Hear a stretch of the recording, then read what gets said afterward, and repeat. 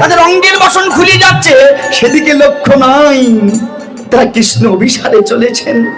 কোন কোন গোপী এক করে কঙ্কন পরেছে, আর এক করে কঙ্কন পরার কথা মনে নাই, ওই যে কৃষ্ণের বাঁশি বেজেছে। সত্যি মা, যখন তার ডাক আসবে সব কিছু ছেড়ে যেতে হবে, কেউ কাউকে বেঁধে রাখতে পারবে না। দেখেছেন, সমস্ত গোপীগণ যখন কৃষ্ণ চরণে যে উপনীতা হলেন, বৈষ্ণব গীত কবি এখানে লিখে দিলেন, ওই ছলে মিলিল গোকুল চন্দ্র গোবিন্দ দাস ইহা বলনি।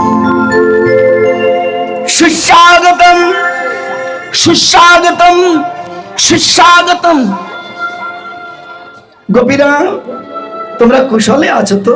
মায়ের আপনারা ভালো আছেন? সবাই আপনারা ভালো আছেন? ও মা কথা কয় না দেখি, বলছি ভালো আছেন? আমি সাতক্ষীরা থেকে এসে ভালো বন্ধু জিজ্ঞাসা করছি, আরে রে কথা কয় না। ভালো আছেন তো? ওরে আপনাদের বলছি না, কৃষ্ণ বলছে গোপীদের। ও হে গোপী, কিসের লাগি তোমরা গ্রহণ বনে এলে?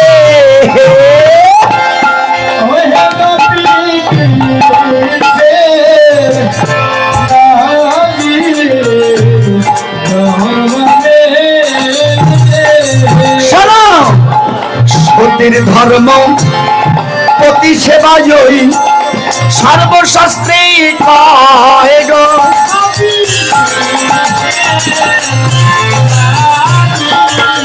সেই প্রতিকূল ত্যাগিয়া কাননে আসা উচিত নয় গো গোপী।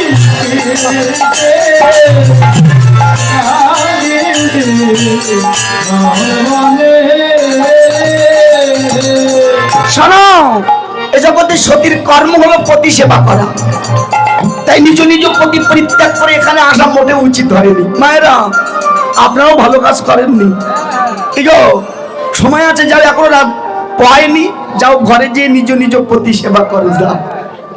শাস্ত্রে কি বলছে জানো? পরম সুন্দর যুবা সর্বগুণাশয় গো,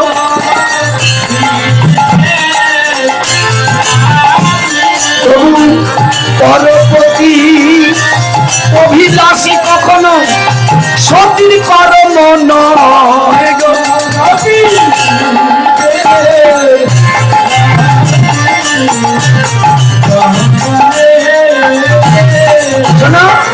পরপতি যতই সুন্দর হোক না কেন, এই গুণবান হোক না কেন, তথাপি সতী রমণী যারা কখনো পরপতি অভিলাষী হয় না। আর একটা কথা বলি শোনো, সতী নারীর অতি দেখো পর্বতের ওই চূড়া গো,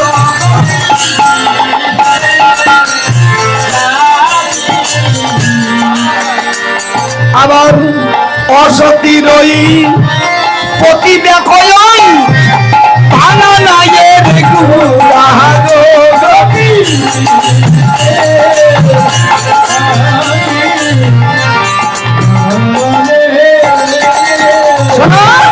সতী রমণীর প্রতি যারা মাথা উঁচু করে বেঁচে থাকে, যারা কেমন, তাই আমার কথা নাও, যাও ঘরে যে পতি সেবা করো যাও। এই আপনাদের বলছি, ঘরে যে নিজ নিজ পতি সেবা করো। তাতে কি বলছে জানো?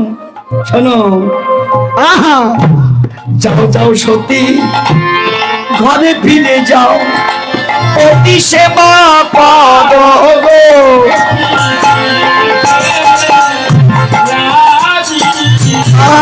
সতীর ধর্ম পতি সেবায় সর্বশাস্ত্রে করো গো।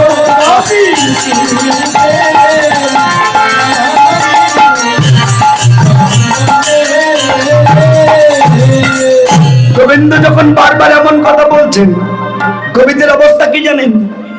অবনতাননে নখে লিখি ধরণী, যে বাঁশির শুনিয়ে বনিয়ে নি, এখন বলছে কেন এসেছো? আচ্ছা মা রাগ কি কম হয়? এই যে আমার কমিটি দাদারা আমাকে নিমন্ত্রণ করে এনেছে, এখন আসার পরে বলে দাদা আপনাকে তো বলিনি। কি রকম লাগবে না বলুন? মাথায় যদি উকুন নাও থাকে তো শুল্কবে না। গোপীদের অবস্থাও ঠিক তাই। কি বারবার বলছে কেন এসেছো কেন এসেছো? এইবার গোপীদের রাগ। আচ্ছা বলুন তো মা, গোপীদের রাগ হলে বোঝা যায় কোথায় কোথায়? মায়েদের রাগ হলে কোথায় জানেন না? এক হলো দাঁতে আর এক হলো পাতে। দাঁতে কি রকম? প্রথম প্রথম যখন রাগ হবে দেখবেন ঘন ঘন দাঁত দিয়ে ঠোঁট কাচ্ছে। ঠান্ডা হবে কি? এরপরে যখন দেখবেন আর একটু রাগ বেশি হয়ে গেছে তো দেখবেন পায়ের বুড়ো আঙুল দিয়ে মাটি খুঁড়ছে। মানে যত রাগ ওই মাটির উপরে। কি বাবা তত্ত্ব আছে কি গো? অবনত আনমের লোকে লিখি ধরণী, অর্থাৎ বুঝাচ্ছেন ওগো ধরিত্রী মাতা, ত্রেতা যুগে যেমন রামচন্দ্রের বাক্যবান সইতে না পেরে তুমি দ্বিভাগ হয়ে গিয়েছিলে, মা সীতাকে তোমার বক্ষে ঠাই দিয়েছিলে, তারপরেও গোবিন্দের বাক্যবান আমরা সইতে পাচ্ছি না, তুমি দ্বিভাগ হও, আমরা তোমার বক্ষে প্রবেশ করি। কি